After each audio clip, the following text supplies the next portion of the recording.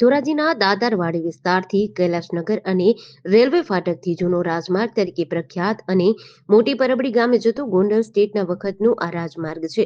ત્યાં હવે આ રસ્તો ગામમાં પણ સામેલ થઈ રહ્યો છે અને આ રાજમાર્ગ પર અસંખ્ય લોકો અને ખેડૂતોને પોતાના ખેતરે જવા માટેનો મુખ્ય માર્ગ છે, જે ઘણા વર્ષોથી ખરાબ હાલતમાં છે. ત્યારે લોકો અને ખેડૂતોને ભારે મુશ્કેલીઓનો સામનો કરવો પડી રહ્યો છે.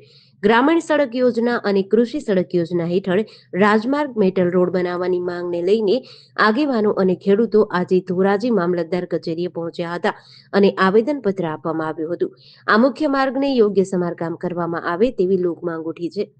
મારું નામ વિઠ્ઠલભાઈ હિરપરા, ભાજપ આગેવાન અને ખેડૂત આગેવાન.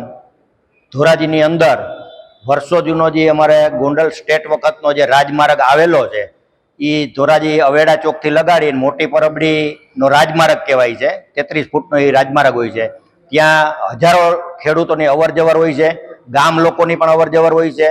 તો આ રસ્તો ગામ વચ્ચે આવી ગયેલો છે, તો તાત્કાલિક આને સિમેન્ટ રોડ અથવા ડામર રોડ બનાવે ખુલ્લો કરીને, એવી અમારી ખેડૂતોની અને આગેવાનોની માંગણી છે. અત્યારે યાંત્રિક ખેતી થઈ ગઈ છે, મોટા સાધનો હોય અને રાજમાર્ગ હોય થોડું ઘણું દબાણ કે આતે હોય તો એ સ્વેચ્છાએ ખેડૂત હટાવી લે અને જો રાજમાર્ગ ખુલ્લો કરી અને ડામર કે સિમેન્ટ રોડ બનાવવામાં આવે તો ઘણો ખેડૂતોને આશકારો થાય એવું છે. અમારી માંગણી એવી છે કે ભાઈ ધારાસભ્ય સંસદ સભ્યને અમે રજૂઆત કરેલી છે અને આ તાત્કાલિક ભારત સરકાર આ રોડ બનાવે ગ્રામીણ સડકની યોજનામાં, એવી અમારી માંગણી. જેડીસી ન્યૂઝ સાથે વિપુલ ધામેચા, ધોરાજી.